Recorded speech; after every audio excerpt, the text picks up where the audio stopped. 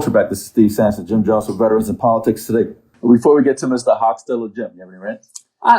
No, actually, I don't have a rant. I actually have a joke that is relevant to politics. So, a senator, unfortunately, passes away, and he goes to heaven, or at the pearly gates, and he meets St. Peter. So St. Peter goes, "Oh, well, it's rare that we get someone of your stature here. I'm super excited."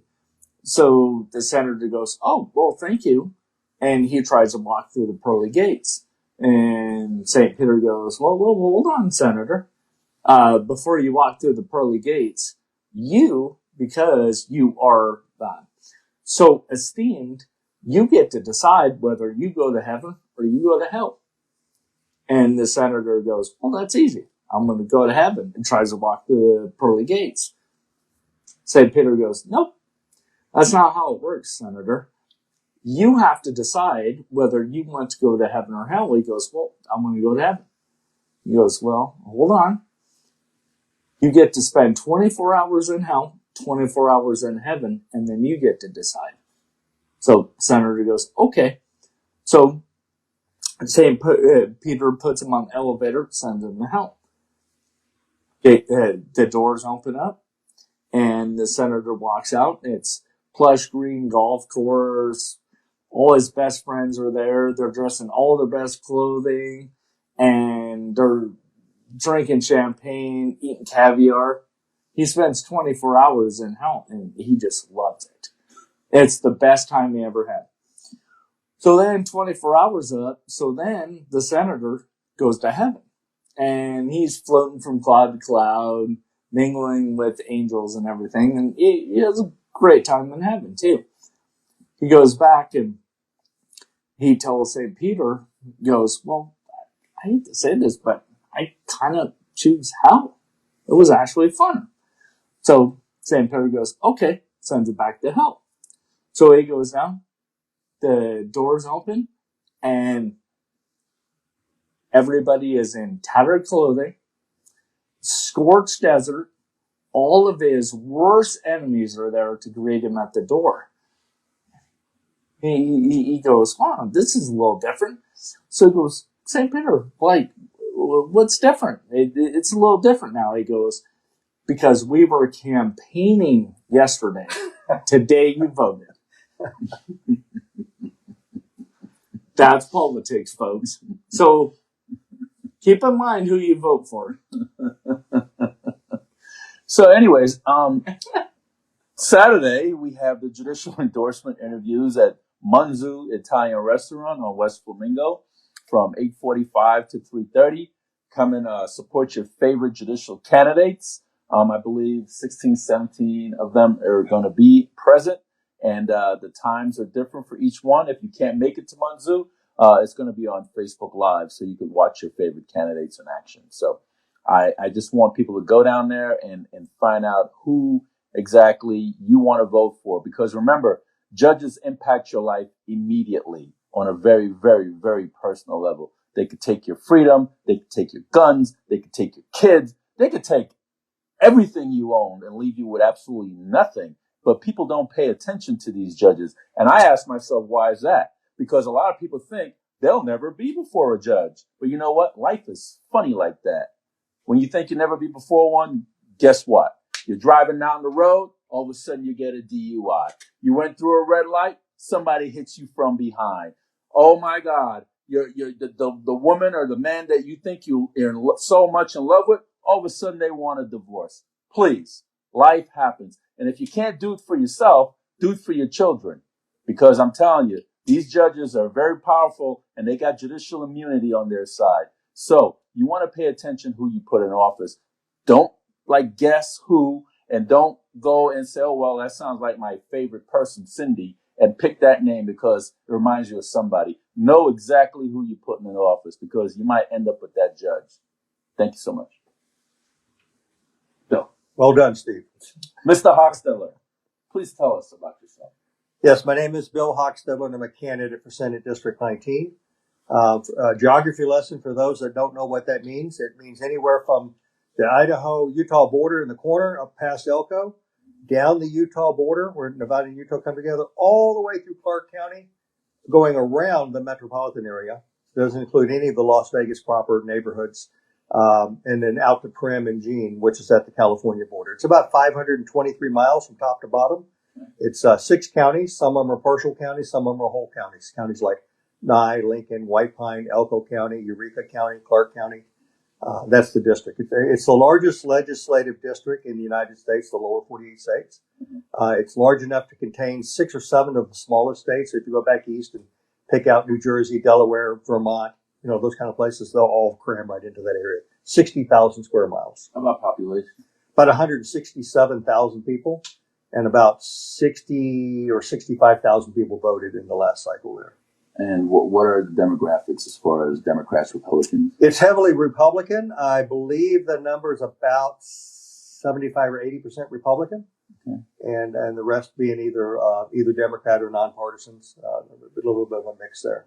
Okay. I looked up the statistic. I don't have it in my head, but here's the thing: when people are elected in that particular primary on June 11th, it's pretty much a given that they will also just win the general election by default. So the primary is actually very important. Okay. For that reason. Good. Tell us about you. So I live in Nye County, which is one of the counties represented by Senate District 19. I am a politician. I did run for office at one point. A couple of years ago, I was actually sitting at the stable. I ran for U.S. Senate. I learned a lot from that experience. I learned that you have to do a lot of fundraising, and there's a lot of activities as a candidate that you need to participate in. It's not going to be given to you, and it's a lot of hard work. And we got a lot of hardworking candidates right now for the U.S. Senate position. I was told by a couple of party leaders to consider running down ticket. One of them even said to me, "We need a strong bench of candidates in the future. Don't give up. Don't go away. Don't move out of state, or don't get discouraged." That happens a lot, though. Oh, yeah, a lot of people do. Stick it out and come back in. And so, therefore, there was a pause for a few weeks, or a few months actually, where people said, "Where's Bill? I haven't seen Bill." I was getting that, and I was kind of laying low. And then I just kind of recently got back into the swing of things and said, "Yeah, I think I can do this." Okay. So you've been knocking on doors? Not knocking on doors, but meeting a lot of people. First off, I met the incumbent senator for that region. Pete Gokachia lives in Eureka. He's termed out. So it's an open seat. It's a jump ball, if you will. Right. It's anybody's game to get into the primary and do their best to win that. Right. I met with Pete over lunch. One of the county commissioners in another county took me up there with him and introduced me. And we had just burger and fry kind of thing and iced tea and had a nice little lunch. And he's not going to endorse any candidate during the primaries, what I've been told, and I think that's fair. A couple of our assemblymen that also represent this district, District 33 up north, and 36 down here in the southern part, are not going to endorse any candidate. Now, that doesn't mean that there's stuff going on behind the scenes that you don't know about that's maybe working against you, but outwardly, they're not going to outwardly publish that they're sponsoring or going to, benefit either candidate in this case. So you have a very unique state senate district because you have those brothels. Yes, Nye County does have those. What do you think about those? Well, it's the law. That's the law that Nevada has, and it's been voted in, and it's been been there for a number of years. And I think that people in Nye County handle it. It's a destination for that purpose in some regards. But I think that activity you can kind of get it anywhere. It's just whether it's legal or not. And then we had Dan Hoff, was it? Hoff? Hoff? What was his name? Dennis Hoff? Dennis, thank you. Hoff? Is it Hoff? It was Dennis Hoff, yeah. And he is a brothel owner. That's right. Or was a brothel Didn't owner. he get elected after he had passed away? And he passed away and still got elected. Still got elected even after passing away. Very popular, name recognition. Everybody knew him. And I think that Chuck Moot says that he got a pimp to get elected in office. Yeah. Thank you, Chuck Muth. Yeah. Well, Chuck will take credit wherever he can. So Chuck is one of those guys that will say run the right race at the right time with the right candidate, all these kind of things. And so I hope I'm listening to the advice. I mean, so I ran down. So is Chuck running your campaign? No, he's not. He has nothing to do with it. No offense, Chuck, but I mean, Oh no, not taken. I was just I just curious think when that you said that. yeah, he's not running it, but he's got a good advice, and Oh, and yeah. he puts out nice Well, writings. yeah, I wasn't saying anything. No, I read his stuff, and it's all quite good. A lot of The respect. truth. Yeah, my hat's off to him. Campaign doctor. Yeah, right, campaign doctor. He actually puts together a nice little candidate class, which I've been through before. And he's never ran for office. No, I don't think he has. But yeah, he's the smartest one around about campaigning. And I love to listen to smart people. Yeah. You know, we learn. I was being facetious. Yeah, no. No, look, seriously though, no matter where you are in life, I think we can all take advantage of the fact that we can learn something from everybody. Yeah, True. Everybody. Very true. So, Mr. Hockstedler, that's a big decrease from federal U.S. Senate down to state Senate. Why the? Usually people go from public administrator to president. I want to run for president of the United States. Well, much. you know, you have to have a bit of humility in this business, and you have to understand that there are forces within our politics from the national level on down to local. And you know what? You know, it says that all politics start local, and I think local is important. And I realized that, not because I lost the primary to a gentleman who had great name recognition, that dynasty name that was going to propel him through. Who was it? Adam Lexel won the primary. Did a good job and came very close in the general election. But, you know, when if you're naive and you don't realize that you can't do what you think you want to do, but you're too naive to know it, then, you know, you kind of... So you got humbled. Absolutely. Now, that doesn't mean that's not in my future. I'm still a young man. Right. That could still be No, there's still be nothing done. wrong with being humbled. I think Yeah. most politicians need to be humbled. Yeah. That's the biggest problem, in my opinion. That's Yeah. the biggest By the problem way, we have. while I'm thinking about it and being humble and respectful and good citizens and all this stuff, you know, my hat's off to you, Steve. You actually defended a friend that we have in common over a situation that happened with somebody, and it was, you know, I felt that her integrity was being violated, and good, decent people don't deserve to be treated that way verbally. And you're defending this person, I think, was a great thing, a great, noble thing for you. You're a veteran. And, you know, I know you were enlisted, and I was too. I want to say an officer and a gentleman, but I'll say a veteran and a gentleman. And you did a great job. And you know what? The person that did this this terrible thing to this lady was also a veteran, is also a veteran. And I think all veterans need to be humbled to acting better. Well, he's a piece of crap. Be more civilized. I didn't say that. I so, did. yeah, but okay. So I wanted to move. I own what I say all the time. Right, that's fine. We can move on for that. I just wanted to Thank you for that. Publicly, if you will, No. respect you for defending somebody. Thank you. Really appreciate that. Thank you. So what are the issues that's facing your Senate district?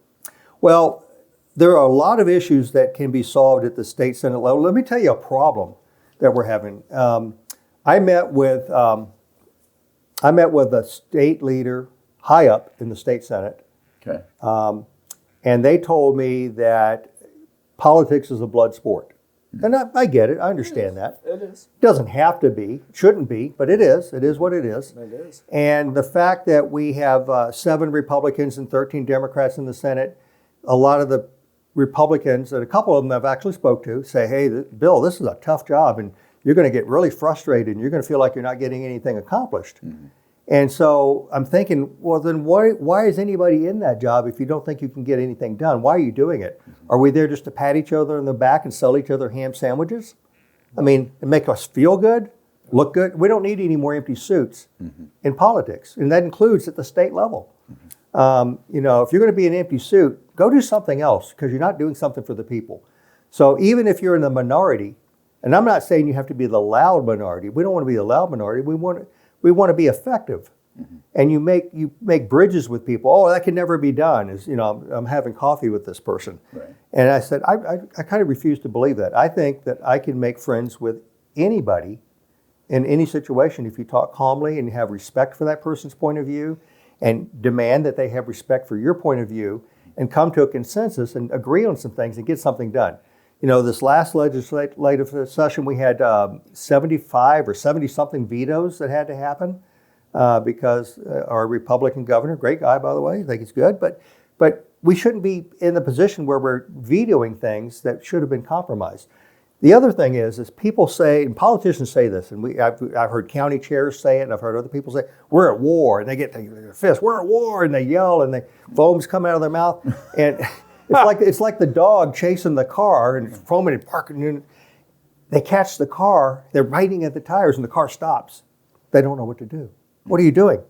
You catch something, so we're at war, and we get our way. They say never to run from an animal. Well, right. Because they're going to chase you. But I remember as a kid watching these cars go to the street, and these dogs in Virginia when I grew up, and they're biting at the car tires, and then once they get there, they're, ooh, I don't know what to do. Because you ain't running anymore. Yeah, so it's not running. So the thing is that we have to tone down our temperament. Mm-hmm. Don't be so loud and be better.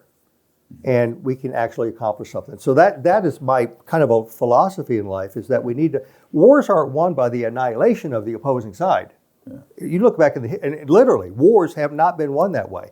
Wars are run through negotiations and compromise. Mm-hmm. We don't kill off the entire enemy down to the last person in zero and wipe everything off and bulldoze everything in that country into the ocean. We don't do that.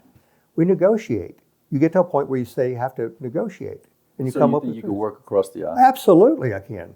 Now, that's what I want. Now, listen, there are going to be the mainstream Republicans that go to these events. People go to the different party events down at the Ahern Hotel, or they're going to go to the different Lincoln Day dinners. They're not going to hear that message because I'm more moderate than they want to hear. But without moderation, we're not going to get it done. If you're extreme at the left and the right, you're just not going to get anything accomplished. And that's what we keep seeing over and over again. And you know what they say? If you want something to change, you have to change something. Mm-hmm. So look at what we've been getting in our party politics the last 12 years that I've been able to observe and see what's going on with our leadership. We've been getting the same result every single time. Mm-hmm. Now, they'll take credit from now and again for somebody winning a governor's position or running a lieutenant governor. But if you were at a corporation, if you worked in a company that I owned, you would be fired after the third or fourth year of those kind of results. And this has been going on for a long, long time. So again, if you keep doing what you've been doing, you're going to keep getting what you've been getting. And you have to change with people like me that can go in there and try to make a difference. And let me finish this last thought. It's not the normal Republicans that we go to all these events that I was talking about earlier that are going to vote a guy like me in. It's the voters that are disgusted with what happened and they don't vote. Remember, there's more people that don't vote than ever before. Mm-hmm. And we want to get those people engaged and back to voting. I think only when they see a person that they can believe in and maybe even trust, that they might actually vote for somebody like that. So those votes are important to me. And the votes of anybody that's moderate, that's thinking that we know we're wrong, but we're afraid to admit it publicly. But they'll go to the ballot and say, yeah, I saw that guy. I heard that guy. He's our best chance. So how many BDRs could you carry? I haven't given any particular thought to how many BDRs or what they are. Mm-hmm. I can tell you my overarching process of thinking about what's right for the state and what we need in the district. Just to piggyback on what Steve was saying, and not trying to put words in your mouth, Steve, but like, how many can you legally? Oh, I actually don't know that number. You got me. I got him. You got me. I'll figure it out. I'm a smart guy. Right. I was just curious. Yeah. And what BDRs would you? And how many signatures do they require? I won't know the answer to that. But what would you? So overarching, I believe that education is the most important factor in our state. And let me tell you why. And people talk about. Well, everybody knows that education is important, but what BDR would you put in place to improve the current state of education in the state of Nevada? That's the key question. Yeah. I don't know how to answer that. I don't know how to answer that specifically. But I will tell you that it would deal with education. We would improve whatever we need to do to improve education. Any BDR that comes up. What do you think we need to do to improve education? Well, first of all, From a legislative standpoint, Yes. if you're elected to state yes, senator. okay. We need to improve our teachers. We need to improve our teacher ratio and the quality of our teachers. And I want to go back to what I was trying to say, and this will all tie in together. Yeah. I grew up at a time when teachers had a tremendous influence on students, and they really liked their job. It wasn't the highest paying job, but there was a respectable profession. Now, sometimes teachers show up for a paycheck, or they're frustrated with the system, or they're frustrated with the academics and the agenda, and they feel powerless to help people, help the children. So most educators have a passion for making sure that they help the next generation up. Right. And I benefited from that. Yeah. In about the 5th grade, I had a gentleman that came up and really, a black man, by the way, named Harrison Dixon. I'll name him. He's still around. And he actually kind of grabbed me in middle school and said, hey, you're going to do this and that, and you're going to be a public speaker, and you're going to do these things with the debate club, and you're going to join 4-H and FFA and all this other stuff. And he saw some potential in me that I never even thought about. And he groomed me, and then I went to high school and excelled with another teacher that kind of motivated me and kind of kept an eye on me, if you will, right? And that was the inspiration that I needed to succeed in life. Otherwise, I'd have just gone through and the numbers and done whatever and ended up wherever I ended up. I've had a good life. I've had a very interesting life. It's not for this show, but I'll have to write a book someday. But it might be a boring book. So I'm a very boring guy. I'm very vanilla. So I can't entertain anybody. But so back to the education piece. Opportunities that start from education is our best chance to have a better society in the future. You're not going to fix it overnight. It's not going to be something that we're going to realize tomorrow is a better thing. But the next generation, it might be 10 or 20 years to start seeing results. And what's going to happen? You're going to have less crime. Okay, so crime is also, we want to support the law enforcement. We want to support the blue. We want to make sure our communities are safe. How do you get safe communities? You have opportunities where people feel like they don't have to do crimes. Well, how do you get opportunities? You have business people provide opportunities to students as they're coming through school to get a good education and to get a good job, whether they're vocational, become the best welder, the best construction guy, or electrician, or they want to go on and become an attorney or a doctor. Whatever that person is, everybody's different. Everybody sees success differently. But if you give opportunities to people, then our society becomes better overall. Less crime, less cost to run the government because we're not incarcerating people. And people are able to take care of their families with a living wage. And all of those things keep our community safer, crime-free, and prosperous. Okay, again, this is, and I'm going to keep hammering this with every politician that comes out. And I want to thank you very much, first of all, for saying I am a politician. Mm-hmm. Thank you for being honest. Because I get so many people that come on the show. Not a good one. Well, it doesn't matter, but at least you admit to being a politician. Everybody that's running for elected office, soon as you decide you're going to run for elected office, you are a politician. We have a Senate candidate who's run 4 or 5 times for office and still says they're not a politician. But all the things you said about education, I agree with. And I'm sure Steve, not putting words in his mouth, agrees with. And most people do too. But these are all theories. So when elected as a state senator, how are you going to actually make this stuff happen for education? How are you going to get teachers to be motivated to want to stay teachers? How are you going to get students to want to be happy to go to school? How are you going to do that from a legislative level? Right. Well, it all starts with listening to other people, right? We learn from other people. Right. So school superintendents for each county, the school board, attending school board meetings, listening, reading the minutes of the school board. You don't have to attend every meeting, but you can read the minutes. It's all public information. And start finding out what it is that particularly, it might not be just one part of the state. It could be different parts have different needs. I'm sure the educational needs in Clark County are quite different than they are in Nye County. And so all of these things have to be blended into a decision-making process that I would also get my colleagues to also participate in. And we could have, think tanks and roundtables and committee meetings about these types of things and take ideas to the governor and get bills sponsored that would actually make sense. Yeah. And you're not going to solve the problem overnight, but you have to start somewhere. And again, back to my original theory, if you give up, if you believe that politics is a blood sport, and that you're not going to get anything done because we're a 7-13 minority in the Senate, and you're afraid that you're going to lose one or two other people in the assembly, and you're going to lose your veto power. A scarcity mentality is not the way to achieve success. And you have to go into it boldly with a point of fact that you're going to be victorious and do great things. And that motivates me. I want to achieve greatness for the voters, for the state of Nevada, and the voters of Senate District 19. And the other thing about that district, being relatively rural, a lot of the money and the focus and attention goes to Washoe County, Reno, Clark County, Las Vegas, and any place other than the rurals. It's, again, the largest district with the least amount of people, which means that the representative there has to be the most active to make sure that they get their fair share. We want Senate District 19 to be treated just as well as Senate District 18, which is here in Clark County. So what are the issues that are facing the rurals? Well, we obviously have our rural heritage and our lifestyle.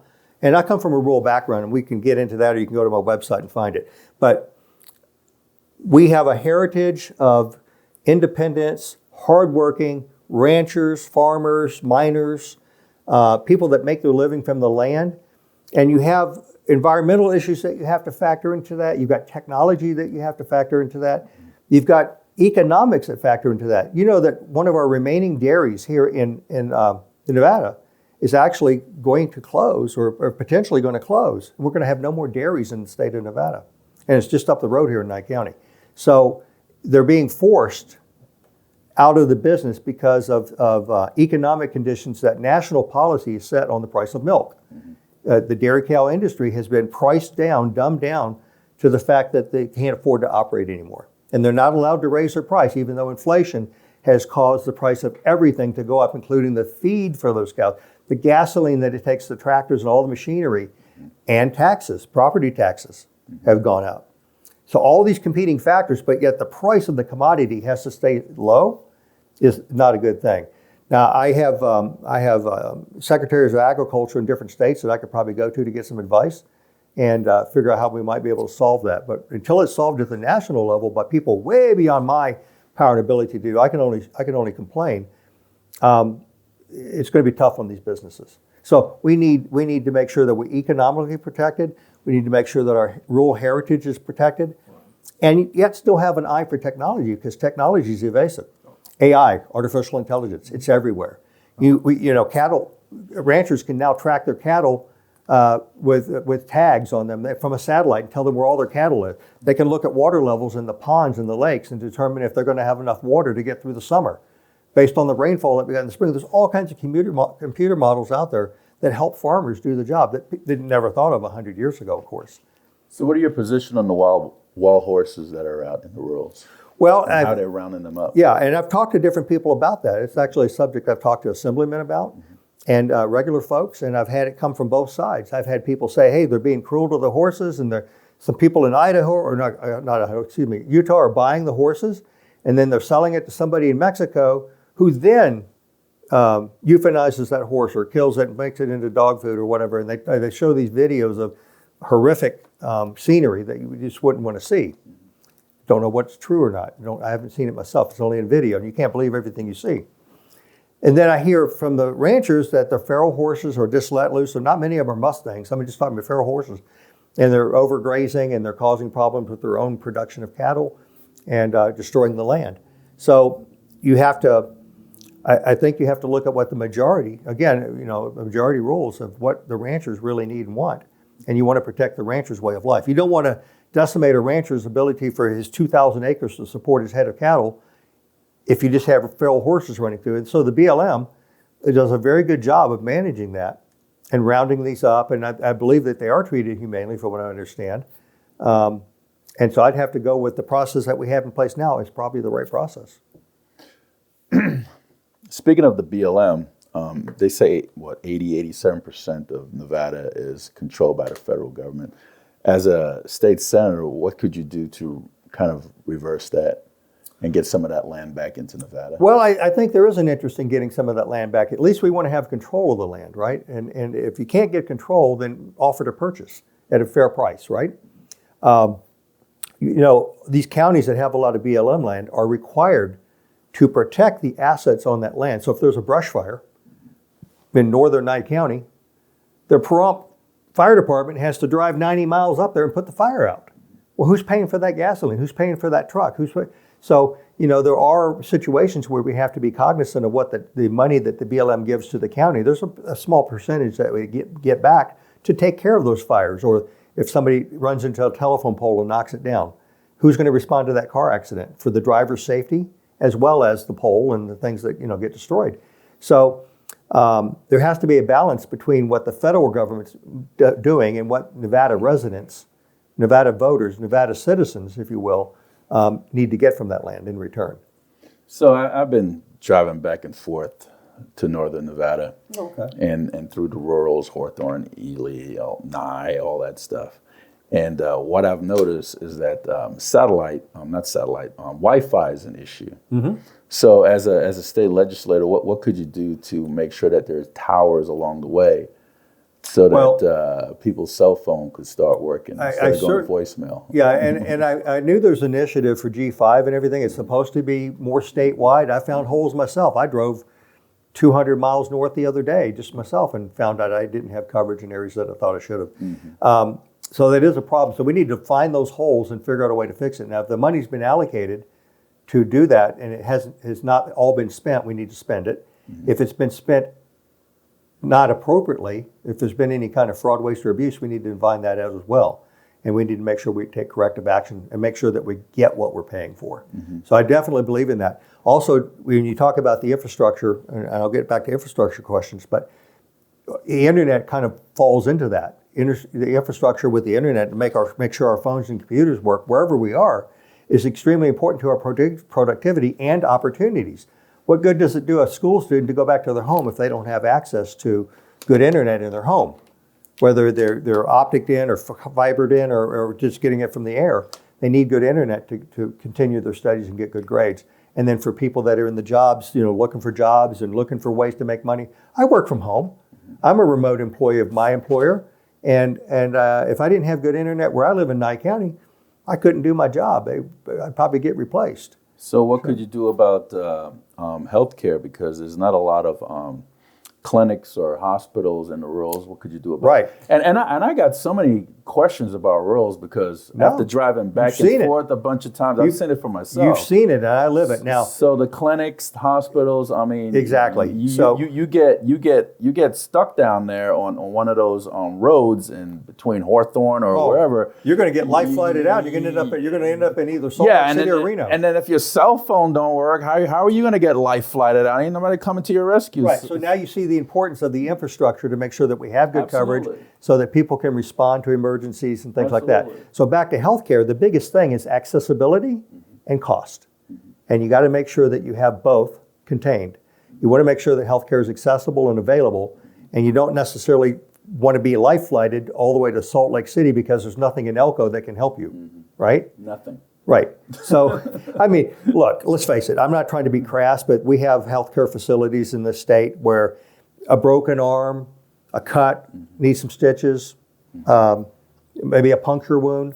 They can take care of that stuff. You got the flu or a cold, they can probably do, But man, if you have cancer, if you had a heart attack or a stroke, or you had if you got a limb cut off, man, you better get to Vegas, Salt Lake City, or Reno. And there's no lights. There's no lights on those roads at all. There's no emergency phones on those roads because in California they got those emergency phones every few miles. You have no emergency service over there. So hold on, as a legislator, what are you going to do to kind of improve the safety of people traveling on those roads? So just remember health and safety. We talked about these topics in general ways earlier. Is we need to move legislation forward that allow us to spend money to make those improvements. So again, sometimes a lot of the money gets allocated to the wants of Clark County, or Las Vegas in particular, and Washoe County, Reno. And so we need to make sure that we have strong legislators that can get the money to their counties, to help the people that voted into the office. That's why we're voted in, is to work with. Well, it's through persuasion and negotiation. It's again, not being the loudest complainer, but the person who can negotiate the deal and make it happen. And it's through common sense legislation that I think that we can accomplish great things. The infrastructure that we've been talking about, you've talked about phone coverage, like the little phones that you can walk a mile and pick up a landline and make an emergency call at least if you don't have coverage. Those are important. And you see those in some areas, but not out there. Not out there at all. I know. Zero. Right. And and we talk about roads. Roads and bridges are part of our infrastructure. There are so many heavy loads of trucks that use some of those highways, Highway 93, Highway 50, the loneliest highway in the country, or whatever, Highway 50. These trucks they're pulling doubles and triples, and you know what those things weigh, and they're full of fuel. Sometimes there's fuel trucks that are going in delivering Sometimes fuel. you got to pass them. Well, passing is always a problem, but passing a triple is tough. But There's only two ways. One way going that way, one way going this way. Right. So there are safety issues with that stuff. Big time safety but the issues. biggest thing is the impact that those heavy trucks have on our roads. And it's bad enough that they get snow and ice and all the other conditions up there that make it harder. But gone are the days of just taking a piece of land and taking a bulldozer over it and laying a strip of asphalt on it thinking that's going to be good for 30 or 40 years. And we have that problem in Pahrump. Our town roads are horrible. I mean, I'm driving on patches over patches over patches. And the last rain that we had, we have no drainage effective in Pahrump. It floods very badly in Nye County, especially in the town of Pahrump. So those are city or town issues that have no cities, but we have two big towns. We have Pahrump and Elko. And I believe Elko is a little bit better equipped for the drainage just because of the topography and the way the land slopes and the type of soil that they have. But we got to fix Pahrump. And I've talked to county commissioners, and you know, it's a great idea. We got to figure out how to do it. And I think if we can get some funding, whether it be federal or state, we can help individual counties with their projects. Did you get grants for those? You can do grants as well. That's right. So there's all types of things that we can do to improve the lives of our constituents, our voters. So let me ask you this, and I didn't mean to try to interrupt you, Steve. Actually, I was trying to piggyback on exactly what you were saying. So for the rurals, so if you're elected state senator of District 19. District 19, okay, so who's your, what Congress people that are involved in Senate? Oh, okay, sure. District 19. Yeah. And then what are your U.S. senators too? Yeah. So the vastness of that particular territory that is described. What kind of dialogue do you need to develop with them? Because I think part of it has to do with funding. So it's infrastructure, right? Well, you should be able to get money from the federal government, but you have to have a good relationship with both Nevada senators and whoever the congressional representatives are in order to bring that federal money in. Right. And that will help a lot of the infrastructure problems. Right. So we have 4 Senate districts in Nevada. The area that I'm talking about, Senate District 19, is touched by 3 of the 4. So Senate District 1, down south, is not part of my district. It doesn't touch. But Congressional District 2, 3, and 4 all touch Senate District 19. So I have to have a relationship with each one of those congressional members. And I know we're in a congressional race. We got new candidates coming in that want to. We got Mark Amadei up in 2. Have you reached out to the current ones and the ones that are seeking to be elected? I have not reached out to them yet. The ones that are seeking to be elected, I have. Remember, we have only one Republican one Republican It congressperson. doesn't matter if they're Republican or Democrat. Right, You got to reach out to everybody. But access is easier with the Republicans. So Mark Amadei, I've got his cell phone number. We've talked. He's not necessarily going to support anybody in this particular primary. Yeah. I think it's wrong for anybody to support somebody in the primary because it's an unfair advantage. And if you're an elected official, I think you have to weigh in after the primary.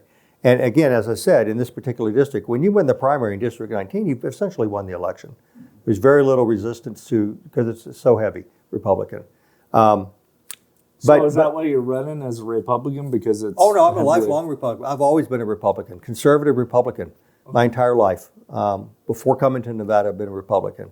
I voted back in the days of Ronald Reagan. I consider myself more of a Reagan-esque type of Republican. I'm just kind of confused on what you just said because one of the things that frustrates me about people that are running for office is because they're too partisan.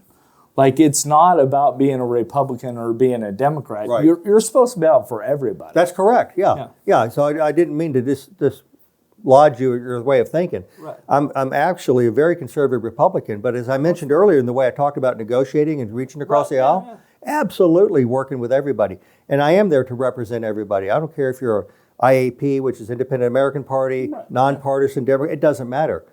We as leaders, as representatives, everybody, we take care of everybody, and that is a good message. And I did want to make sure that I said that. Thank you for bringing it up. Oh, yeah. Yeah. Because I know, I just wanted to get that. No, it's not. How are you going to get money from the federal level into the state to help with phone service and rural roads? You just mentioned it. In fact, I believe that our Democrat Senator Jackie Rosen has been kind of into that project a little bit already. I don't know the details of what she's accomplished, but I hear little bits of it. Now, we have Jackie Rosen, Cortez Masto. Catherine Cortez Masto. I think that they're doing the best that they can with their dollars and what they have access to. It's more of the congressional dollars. Congress is the one that really helps with the budget and the allocation of the monies, so to speak. Yeah, because all money starts with the House. Right. So I think the relationships with whoever the congressional leader is at the time after the general election is going to be an important key. And meeting with them, and I have the demeanor and the education and the ability to dialogue with these people. I'm not just going to be the empty suit that doesn't do anything. I'll show up every 2 years in legislation and go vote on things that I might not even know about. I'll be engaged in understanding what the issues are. Again, it starts with talking to the people and also talking to your colleagues, whether they're higher or lower you in the pecking order of politics, as to what the people need. It all has to end up helping the people. If it doesn't help the people, why do it? Right. Well, Mr. Hockstedler, did we cover everything that you wanted covered? Yeah, I think so. I mean, look, there were some things about, I'll just be honest, I'm a straight shooter. That's my little tagline on my business card there, straight shooter. I had used it last time. And I do believe in shooting straight. We've got problems in our Republican Party. I'm sure lots of people have problems in their parties in different states for different reasons. We talked about it earlier. If you keep doing what you've been doing, you'll keep getting what you've been getting. If you want change, something must change. And right now, I think we need to put honest, ethical, moral people in positions to help other people and not put people in there that are just in it for themselves. We don't want a person that's just going to go in there and do one term. I've been told, I only want to do one term. Well, I think you need to do as many terms as you're capable of and make sure that it's the right thing for the people in your district. Do we want to keep cycling people through? Does becoming a state senator, is that an honorarium for doing a good job in the past? You did a good job 12 years ago or something. Well, it's an honorarium. We're going to make that person a logical step from assembly to Senate. I don't think that's a good reason. That's not what the voters want. The voters want effectiveness. The voters want things that are going to benefit them, not an honorary position so you can have a certificate on the wall before you die saying I was a state senator.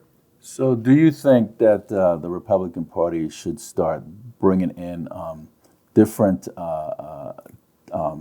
people from different backgrounds and different ethnicity? And I'm not saying they're not doing it now, but they're not really doing it at all. And different people of different mindsets, like transgender folks. Do you think that the party should start opening up their arms to those types of I think folks? that our leadership needs to be more effective in making sure that we win the races that we want to win by putting in people that the voters want to vote for. So you mentioned transgender. I know that's a very controversial subject. I personally don't condone that for myself or the loved ones that I have, but I don't condemn people if that's who they are and what they want to be. So I'm open to new ideas. I'm open to making sure that diversity, I like people with no hair as well as I like people with hair. And sorry, Steve. I'm not going to be a person that says that you can't be what you need to be for your voters. So our leadership needs to find better people or different people that match the needs of the voters so that we can get people into elective office that helps everybody. The rising ship, the rising tide raises all ships. And if we had that mentality, it might take different people in our legislature to make actual programs work. Well, Mr. Hockstedler, we really appreciate you coming on. Yeah, so again, my name is Bill Hockstedler, candidate for State Senate District 19. I've described the area being a large, vast area, and we need somebody that has enough age and experience to be effective with the programs that we want to help the people with. So I think that that's an attribute that I have, is being old enough and have lived a really good life that I can give back to the people that I represent, as well as being young enough to handle the responsibility of such a large area. It takes a lot of time to travel to these places. And sitting at home is not going to get the job done. You need to go out and see the businesses and the people that put you there to make sure that their ideas and the wants and needs are represented when you go to Carson City. And so with that, my website is hockstedlerfornevada.com, hockstedlerfornevada.com, F-O-R spelled out. And I won't spell the last name. You can get it off the website. Hockstedlerfornevada.com. I used my personal cell number in the campaign. You can call me anytime, 725-200-2022. Again, that's 725-200-2022. And my email is hockstedler@gmail. I'm not going to put a email together with the campaign address. It's just hockstedler@gmail. I got that a long time ago before any other Hockstedler grabbed it, because now it's Hockstedler 1 or Hockstedler 12 or, Right. I got the 1, and I've kept it since 1998. Well, Mr. Hockstedler, thank you so much for coming on the program. Jim, thank you. Folks, that's William Hockstedler, candidate for Nevada State Senate District number 19. Before you go to the voting booth, educate yourself. Steve Sampson, Jim Jones for Veterans in Politics. Until next time.